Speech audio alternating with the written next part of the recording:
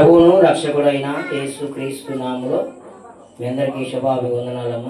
వీరు కూడా పక్కన ఒకసారి వందనాలు చెప్పండి. కష్టంగా చెప్పాలండి, కొద్దిగా ఇష్టంగా చెప్పండి.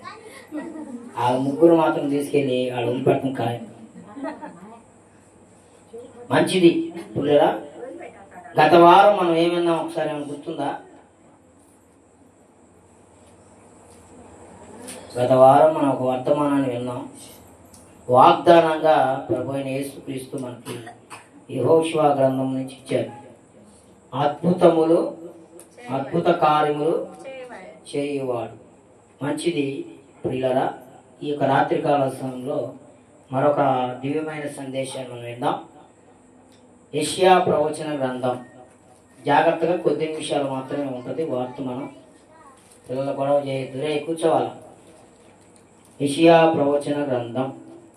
బైబిల్ ఉన్నవారు, చదవగలిగిన వారు, చూడగలిగిన వారు జాగ్రత్తగా ఆలకించండి. బైబిల్ చూడలేని వారు, చదవలేని వారు శ్రద్ధగా ఆలకించండి. స్తోత్రం. 64వ అధ్యాయం యెషయా ప్రవచన గ్రంథం 64వ అధ్యాయం 3వ వచనాన్ని చదవండి.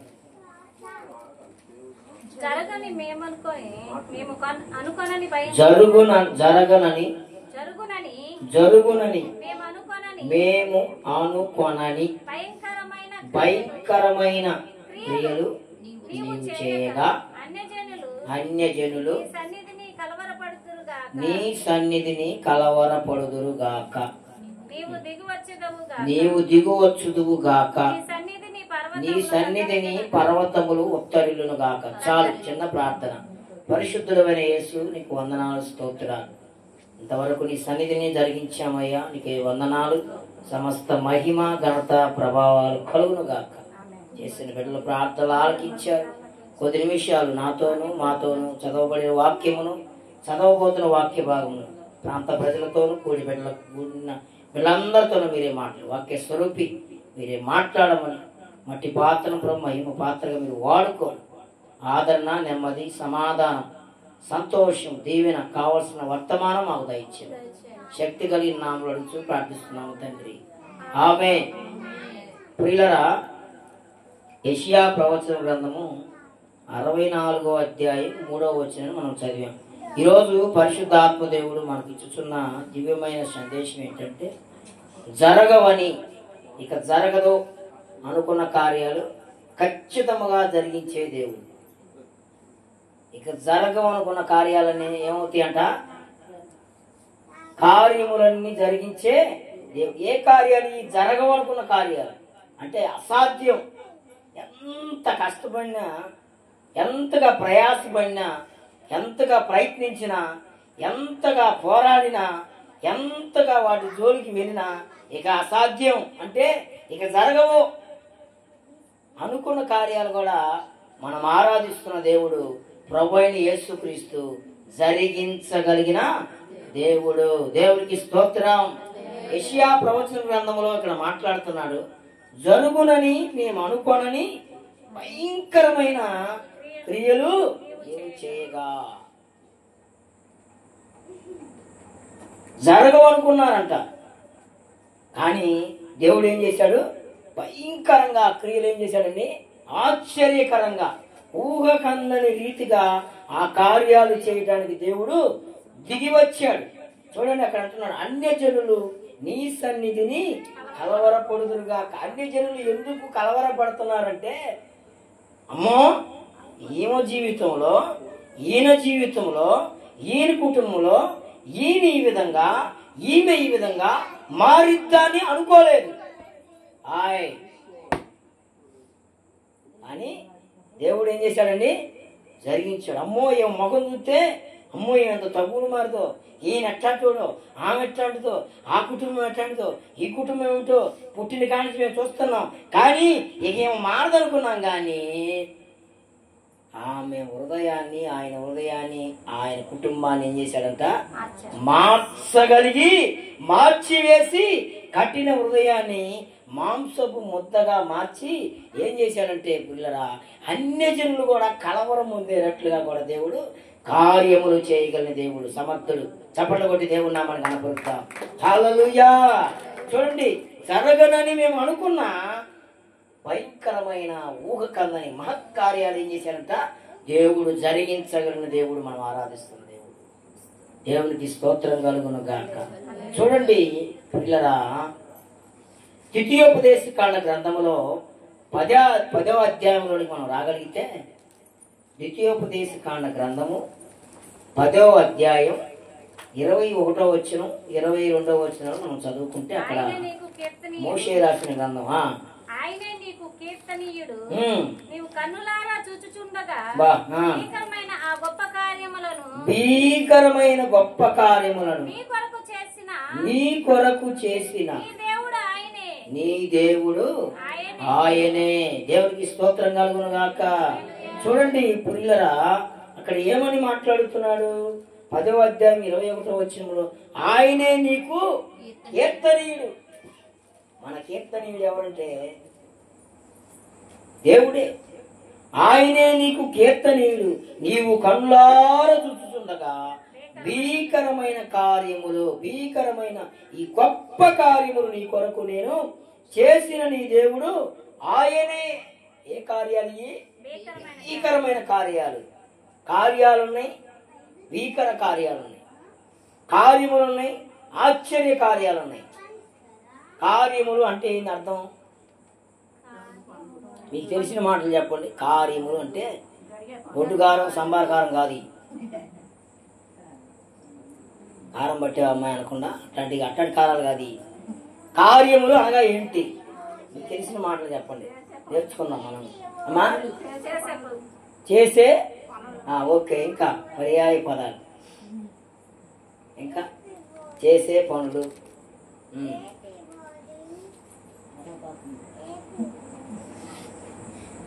కార్యములు అనగానేమి? ఆన్సర్ తల్లిగారు చెప్పింది చేసే పనులు. ఇంకా ఏమైనా తెలిస్తే నేను కూడా నేర్చుకుంటా. అందుకు పనులేనా?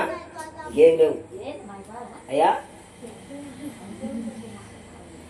చేసే పనులే కార్యాలు. చెప్పు. దేవుడు చేస్తే దేవుడు మన జీవితంలో సరే తర్జన మార్జన పడొద్దులే కానీ నేను చెప్తాను. కార్యములు అంటే పిల్లల తల్లిగారు అన్నట్టు చేసే పనులు. ఇంకో విధంగా ఆత్మీయంగా మనం దైవికంగా ఆలోచన చేస్తే మనం అనుకున్నవన్నీ కూడా కార్యాలే. దేవుడికి స్తోత్రం. ఏం జరగాలని కోరుకుంటామో అవి కూడా కార్యాలే. జరిగినవి, జరగబోయేవి, జరుగుతున్నవి, జరుగుతూ ఉన్నాయన్నీ కూడా కార్యములే. హల్లెలూయా. ఇంకొక విషయం కూడా చెప్తాను. అసలు ఇక జరగవనుకున్నాయి కూడా ఏంటి? కార్యాలే. అందరూ ఆశ్చర్యపోయే రీతిలో జరిగేవి కూడా కార్యాలే. కాబట్టి ఇక్కడ అంటున్నాడు ఆయనే నీకు కీర్తనీయుడు, నీవు కన్నులారా చూస్తుండగా భీకరమైన గొప్ప కార్యాలు. కార్యములు ఎలా ఉంటాయంటే దేవుడు చేసే కార్యాలు కంటికి, చెవికి, హృదయానికి అబ్బో యేసు రక్తమే జయం. కంటికి కనపడతాయమ్మా, చెవికి వినపడవు, హృదయానికి అర్థం కావు. అంటే ఆయన చేసే కార్యాలు ఎలా ఉంటాయి? ఊహకందని కార్యాలు, అనుకోని కార్యాలు. అదే యెషయా గ్రంథం అంటున్నాడు, జరగవని నేను యోచించిన కార్యాలు, భీకర కార్యాలు కూడా దేవుడు చేశాడు అనుకుంటున్నాడు. అందుకే అన్ని జనులు సైతం ఏమైపోయారు? కలవరపడ్డారు. అవునా, ఏమిటి మారిందా? అమ్మో గయ్యాల కంప, కోపిష్టి, ఉరువురు చూసిద్ది, నలుగురిని కొట్టిద్ది, నలుగురిని తిట్టిద్ది, ఎవరు నోటు నోరు. అమ్మో ఇంత భయంకరం. తాగుబోతూ ఎలా మార్చాడు? ఎలాగ మార్చాడంటే ఆమెకేమి ఏం చేయలా, ఆమెకేమి లేని చేయలా, ప్రార్థన ద్వారాగా వారిని మార్చాడు. హల్లెలూయా. దేవుడు ఒక్కడే మార్చగలడు. నువ్వు ఏదైతే అమ్మో ఇది జరగదు అనుకుంటున్నావో, ఈ రాత్రి ప్రభు ఇస్తున్న వాక్యం ఏంటంటే, దేవుడు ఇస్తున్న వాగ్దానం ఏంటంటే, నీవు ప్రార్థించుతుండగా భీకరమైన గొప్ప కార్యాలు నీ జీవితంలో జరుగును గాక. కొట్టు గట్టిగా చెప్పండి. హల్లెలూయా. నీవు కనులారా చూస్తుండగా భీకరమైన గొప్ప కార్యాలు నీ కొరకు చేసిన దేవుడు ఆయనే. మనుషులు చేయలేరు కార్యం. మనుషులు కొన్ని చేస్తారు. ఎలా ఉంటాయి? శాశ్వతంగా ఉండవు. దేవుడు చేసే కార్యాలు ఎలా ఉంటాయంటే, ప్రియులరా, కానా అనే ఊరిలో పెళ్లి స్టార్ట్ అయింది, పెళ్లి మొదలైంది. యూదులు వచ్చారు, అందరూ వచ్చారు, బంధువులు, ఆత్మీయులు, స్నేహితులు, ఉన్నతులు, అధికారులు అందరూ వచ్చారు. ఆ పెళ్లి వివాహానికి యేసుక్రీస్తు వారు, యేసు తల్లి, శిష్యులు కూడా ఆహ్వానించబడ్డారు. ఆ రోజుల్లో అక్కడున్న ఆచార ప్రకారం ద్రాక్షారసం ఏమిటి, ఇప్పుడున్న ఆచార ప్రకారం అమ్మాయి టీ పెట్టు, ముందు టీ, తర్వాత ఏదైనా ఉంటే స్తోత్రం కలుగును గాక. అప్పుడున్న ఆచారం ఏంటంటే ద్రాక్షారసం. 6 రాతి బాణల నిండా మరి ద్రాక్షారసంతో నింపారు. జనమేమో తండోపతండాలుగా వస్తున్నారు. ద్రాక్షారసం అడుక్కుపోయింది. ఈ పోసే వాళ్ళకి భయం మొదలైంది. అమ్మో ఏమైపోతుంది, మాయ్ మజ్జిగ అయిపోతున్నాయి, జనం తెగొస్తున్నారు, నీళ్ళు పోయి కాసినాయి.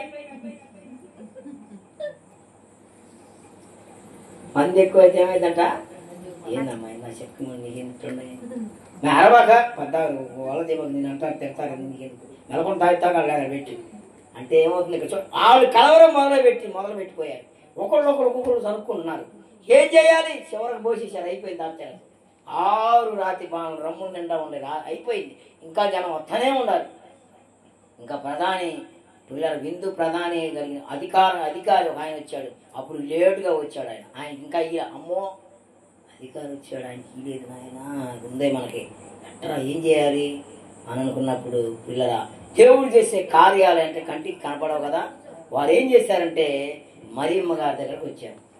అమ్మా ద్రాక్షారసం అయిపోతుంది, విందు మరి చాలా అవమానపరచబడబోతుంది, వివాహం చాలా అవమానపరచబడబోతుంది, ఏమేం చేయాలంటే అదిగో ఆయన దగ్గరికి, యేసయ్య దగ్గరికి. ఎవరి దగ్గరికి? ఎందుకు ఆయన దగ్గరికి వెళ్ళమన్నాయి చెప్పండి మీరు? ఆ వాక్యం తెలియని ఎవరు లేరు. ఆయన చెయ్యగలిగిన దేవుడు. హల్లెలూయా. ఆయన సమస్తము సమకూర్చి మేలు కొరకు భీకర కార్యములు చేసి ఆయన కార్యములు చేయగలిగిన దేవుడని పిల్లరా. ఆయన దగ్గరికి వెళ్ళంటే అప్పుడు ఆయన దగ్గరకు వచ్చారు. నాతో నీకేమి పని, నా సమయం ఇంకా రాలేదు అంటున్నప్పుడు పిల్లరా వెంటనే యేసుక్రీస్తు వారు అక్కడ అవమానపరచబడకుండానట్లుగా, కార్యము జరుగునట్లుగా యేసుక్రీస్తు వారు శిష్యులకు ఆజ్ఞాపించాడు. 6 రాతి బాణలకు నిండా కూడా నీళ్లు నింపండి. నింపేశారు. నింపిన తర్వాత పిల్లరా జగ్గుతో ముంచి అధికారులు ఎవరో వచ్చారన్నా ఆయనకి ఇచ్చినప్పుడు ఈయనకు వణుకు పడుతుంది. ఏందయ్యి అమ్మా, అయ్యా ఏందయ్యి, ఎవరన్నా నీళ్లు మురుగు నీళ్ళు దీన్ని నిండా పట్టాము, అక్కడికి దాచిమంటే ఏమంటారు మీరు? పోయింది పాస్టర్ గారికి మురుగు నీళ్ళు దీంతో పట్టి ఆమెకి మాట్లాడింది అనరు. నీళ్లు నింపి జగ్గుతో నింపి ఎవరికి మాట్లాడు? సరే పాస్టర్ గారిని గౌరవం ఇచ్చింది అనుకున్నాం. ఎవరికి మాట్లాడు? అధికారికి మాట్లాడు. మా అమ్మ నీళ్ళు ఇస్తే అనుకుంటాడు ఆయన. ఒరే ఇప్పుడు దాకా దాచారసం దాకా నాకు నీళ్ళు ఇస్తున్నాను అనుకోడు. వాళ్ళు వణుకుతున్నారంట. దేవునికి స్తోత్రంగా బైబిల్ అన్నీ రాసుకున్నావు. వణుకుచ్చు, గడగడ వణుకుచ్చు.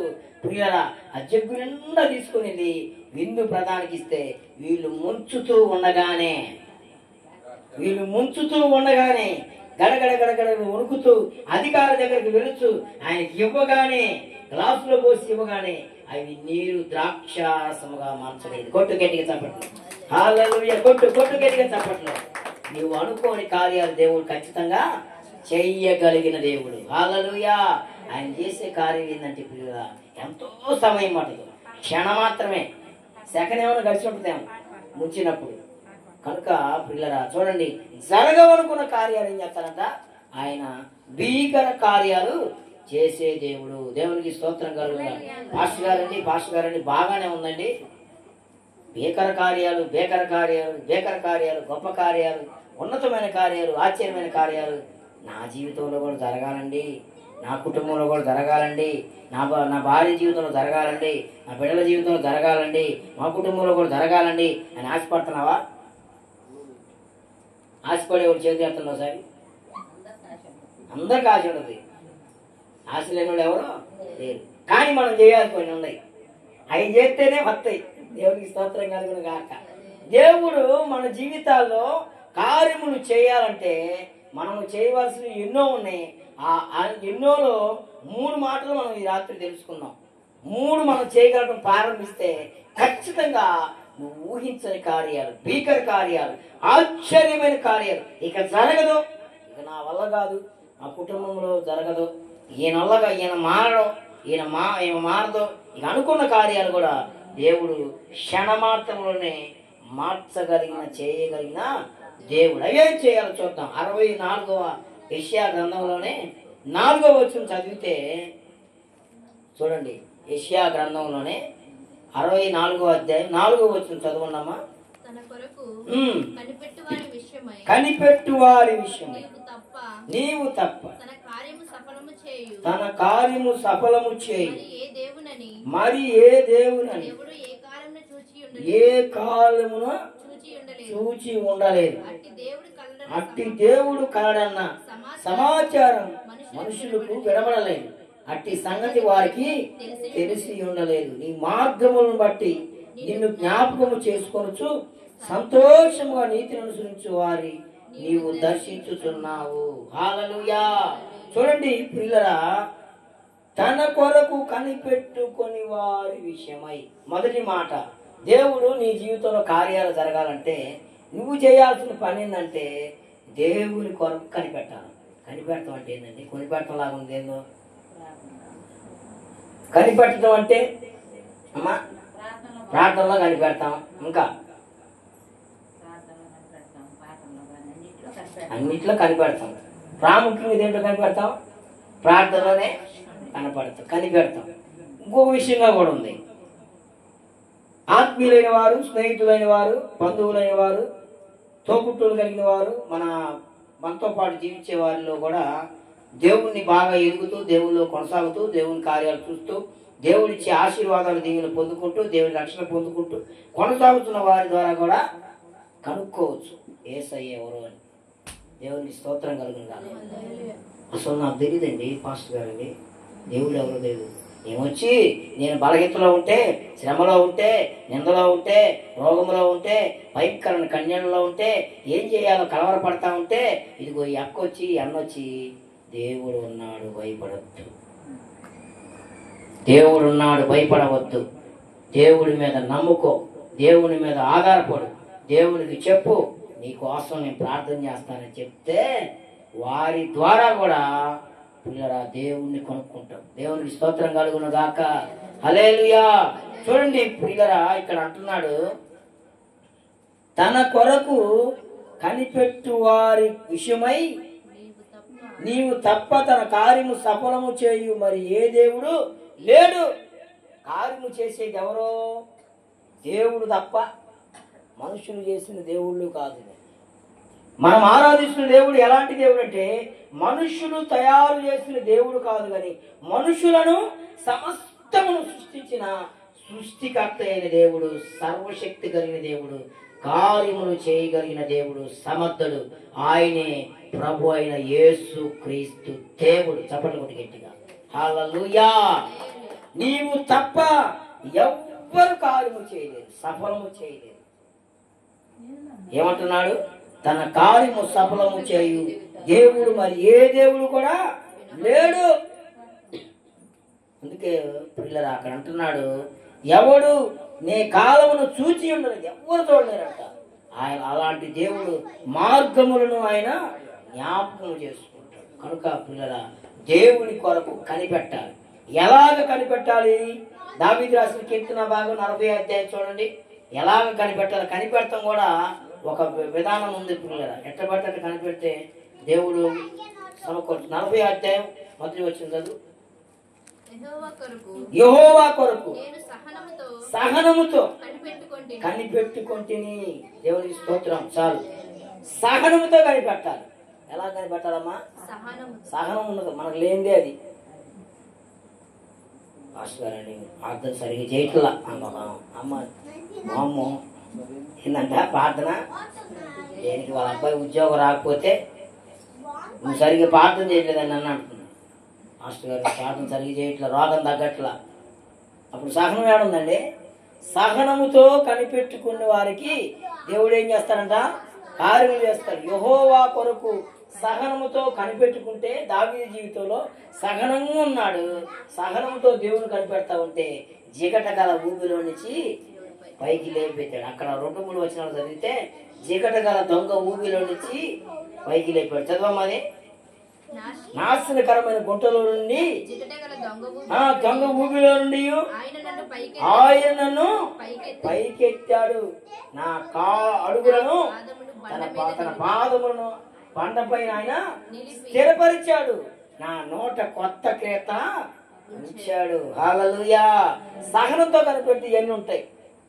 సహనం ఉండాలి. అబ్రహాము ప్రియులరా 25 సంవత్సరాలు పరీక్షించబడ్డాడు. ఎన్ని సంవత్సరాలండి? 25 సంవత్సరాలు. సంతానం లేదు. మోషే కూడా ప్రియులరా దాదాపుగా చాలా సంవత్సరాలు పరీక్షించబడ్డాడు. యోబు కూడా 18 నెలలు 11 రకాల చర్మ వ్యాధులతో ఓపికతో వాడిని భరించాడు. ఈ రోజుల్లో పిల్లల చర్మ వ్యాధి కొంచెం దొరదొచ్చిందంటే అమ్మాయి తొందరగా వెళ్దాంపా తెగజరిపోతుంది దొద్దుల్లో వస్తాయి. 18 నెలలు పిల్లల యోబు 11 రకాల చర్మ వ్యాధులు అంట, భయంకరమైన చర్మ వ్యాధులతో ప్రార్థన చేసి గోక్కుంటూ సముద్రాల్లో నదుల్లో వస్తాయి ఏంటి చల్ల పెంకులు. ఆ పెంకులతో పైకి లేపుతా ఉన్నాడు. పురుగులు వస్తాయి భయంకరంగా. వాక్యం చదివితే ఎంతగానో పిల్లల అగ్నిశ్రమలో అనొచ్చాటిని నియమశ్రమలు అయ్యి వాటిల్లో ఘోరంతా కూడా మనం భరించట్లప్పుడు స్తోత్రం కలుగును కాక. యోబంట తన భార్య వచ్చి నీవు ఆరాధిస్తున్న దేవుని దూషించి చావంది. శిష్యులు వచ్చి అంటున్నారు, అరే ఎందుకురా ఎంతగా ఆరాధిస్తున్నావు, ఎందుకురా ఆ రకంగా వెళ్తున్నావు, దేవుడు దేవుడు అంటున్నావు, అంత భయంకరమైన చర్మ వ్యాధులతో ఉంటున్నావు. ఒకరోజే పిల్లలు చనిపోయారు, మేకల మందలు అన్నీ చనిపోయాయి, దిగంబరిగా ఉండవురా, ఎందుకురా దేవుడు దేవుడు దేవుడు అంటున్నావు. వారితో అంటున్నాడు, ఎల్లప్పుడూ మేలే అనుభవించతగమా కీడు అనుభవించతగమా అని చెప్తున్నాడండి. అన్నీ పోయినాయి ఏంటంటే ఇదిగో నేను దిగంబరిగా ఈ లోకానికి వచ్చాను, దిగంబరిగానే దీన్ని ఏమి తీసుకురాలేదు కాబట్టి యెహోవా నామమునకు స్తోత్రము కలుగును గాక అని దేవునికి సాక్ష్యం చెప్పగానే ఇదిగో దేవుడు సాక్ష్యం ఇచ్చాడు. భూమి మీద యథార్థవంతుడు దైవ భక్తి కలిగిన ఒక మనుషుడు ఉన్నాడు, ఆయన పేరు నా ఇష్టానుసారుడు యోబు అని దేవుని చేత సాక్ష్యం ఉంది. కనీసం మన ఇంట్లో కూడా సాక్ష్యం ఉండదు. చాలా మందికి సాక్ష్యం ఉండాలి పిల్లల. చూడండి, అందుకే సహనముతో కనిపెట్టాలి. రెండవ కార్యాన్ని చూద్దాం. యెషయా 64:5 చదివితే ముగించుకోబోతా ఉన్నాం. 64 యెషయా 64:5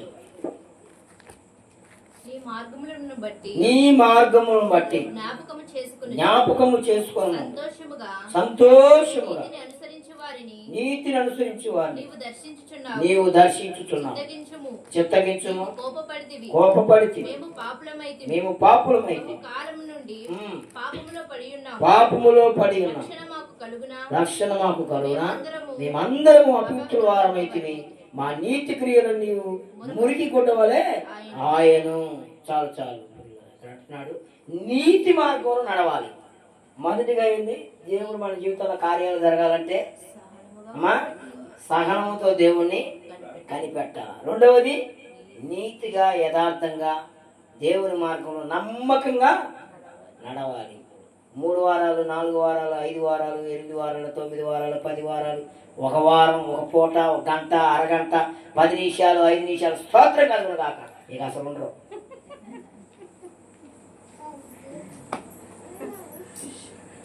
మళ్ళీ ఆశయం ఎంత ఉంటుంది? కొండంతా. ఇజ్రాయేలు ప్రజల్ని నడిపిస్తున్న నాయకుడైన మోషే దేవుడు పిలిచాడు, మోషే ఇదిగో మోరియా కొండెక్కు. ఏ కొండ? మోరియా కొండెక్కు, నేను నీతో మాట్లాడాలి, నా స్వరం నీతో వినిపిస్తాను, ధర్మశాస్త్రం ఆజ్ఞలు నీకు ఇస్తానని మోరియా కొండెక్కాడు. 40 దినాలు దేవునితో గడిపి సహనంతో ఉండి దేవునితో దర్శించి ఆయన కిందకు వస్తుంటే ఇజ్రాయేలు ప్రజల యొక్క ఆ యొక్క పిల్లల చూడండి, ఆ మాట మీకు చూపిస్తాను. మోషే ముఖం ఎలా ఉందో ఒకసారి ఆ మాట చదువుకొని ముగించుకుందాం. చూడండి పిల్లల, నిర్గమాకాండం 34:29 నిర్గమాకాండం 34:29 చూడండి ఆ మాట ఎలా ఉంటుందో. నిర్గమాకాండం 34వ అధ్యాయం 29వ వచనం. మోషే సీనాయి కొండ దిగుచుండగా శాసనములు గల మోషే చేతిలో ఉండెను. అతడు ఆ కొండ దిగుచుండగా ఆయన అతనితో మాట్లాడుతున్నప్పుడు తన ముఖ చర్మం ప్రకాశించి మోషేకి తెలిసి ఉండలేదు. అహరోను ఇశ్రాయేలు అందరూ మోషేను చూచినప్పుడు అతని ముఖ చర్మము ప్రకాశించును గనుక వారు అతని సమీపింప వెరచిరి. చాలు చాలు. ఇక ఏమైందంట? మోషే ముఖం వెలుగుతో నింపబడింది, ప్రకాశంతో నింపబడింది. ఎందుకు మోషే ముఖం వెలుగుతో నింపబడడానికి గల కారణం ఏంటంటే కొండెక్కాడు, సీనాయి కొండెక్కాడు. కొండపైన ఎవరున్నారు? ప్రభువైన యేసుక్రీస్తు ముఖాముఖిగా మాట్లాడాడు, స్వరం విన్నాడు, ఆజ్ఞలు తీసుకున్నాడు, ధర్మశాస్త్రం తీసుకున్నాడు, ఉపవాసం ఉన్నాడు, సహనంతో ఉన్నాడు, కనిపెట్టాడు. కార్యాలు ఏం చేస్తాడో, దేవుడు ఏం చేయబోతున్నాడు, ఏం చేస్తున్నాడో, ఏం చేయబోతున్నాడో, ఏం చేశాడో తేట తెల్లంగా మోషేతో మాట్లాడినప్పుడు, మోషే దేవుడి ముఖాన్ని చూసినప్పుడు మోషే ముఖం ఏమైపోయింది? ప్రకాశమైన వెలుగు, దేవుని ముఖము కలిగిన వెలుగు, ప్రకాశమైన వెలుగు ఉన్న సంగతి ఆయనకు కూడా తెలియలేదు. అహరోను ఇశ్రాయేలు ప్రజలు చూసి ఆయన ముఖం చూస్తానికి ఆశ్చర్యపోయారు, చూడలేకపోయారు. ఆ వెలుగుని ఏమైపోయారు ప్రజలను? అహరోను చూడలేదు. దేవుడి వెలుగుతో మోషే ముఖం ప్రకాశించింది.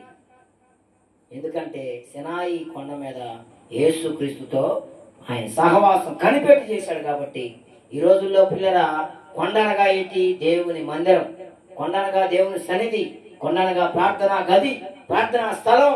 ప్రతిరోజు పిల్లలు చాలా మంది ఈ ప్రార్థన అనే కొండ, సన్నిధి అనే కొండ, ఆరాధన అనే కొండ, ప్రార్థన అనే కొండ, దేవుడితో గడిపే సహనంతో ఉండే కొండ, ఈ కొండలు ఎక్కరు, బండ్లు ఎక్కుతున్నారు.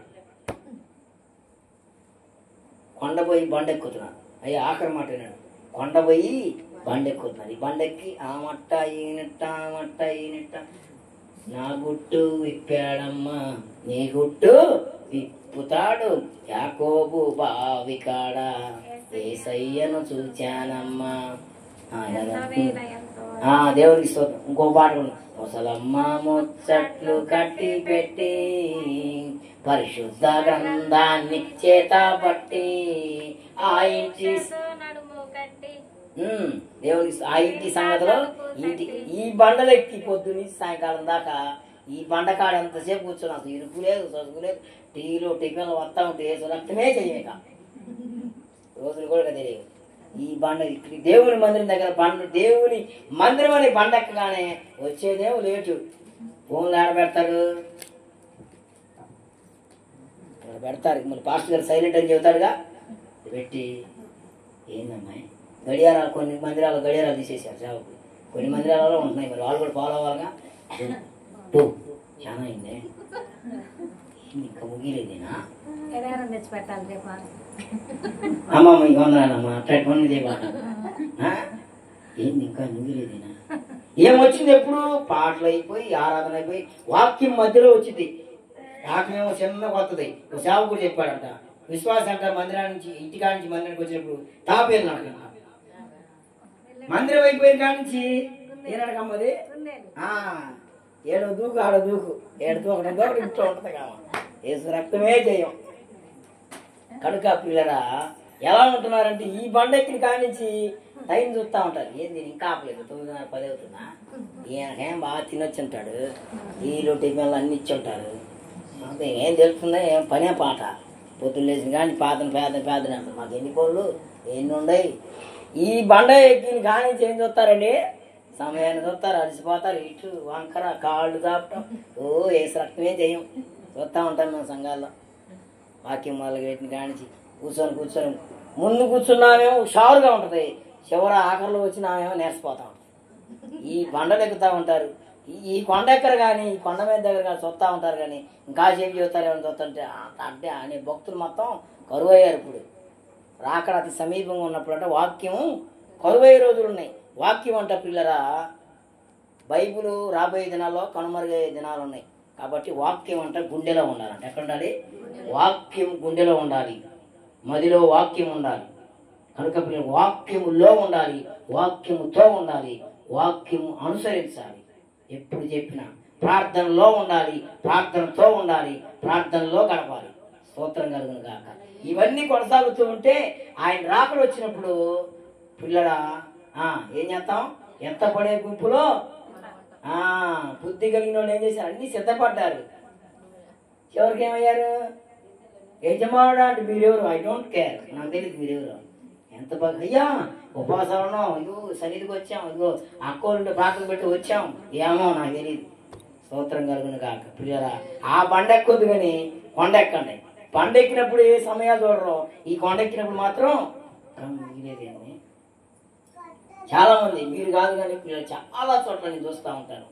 బండలు ఎక్కినప్పుడున్న ఆతృత అంత ప్రశాంతత కొండలు ఎక్కినప్పుడు ఉండవు. ఏ కొండ ఇది? ప్రార్థనా కొండ, సన్నిధి కొండ, ఆరాధన కొండ, వాక్యం అనే కొండ.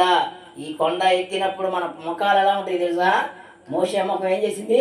వికసించింది. చూడండి పిల్లరా, వచ్చేటప్పుడు నీరసంగా వస్తాం, వెళ్ళేటప్పుడు హుషారుగా వెళ్తాం. దేనికి చెప్పండి? విటమిన్ టాబ్లెట్లు ఏమి ఇచ్చాం కదా? ఏమి లేదు.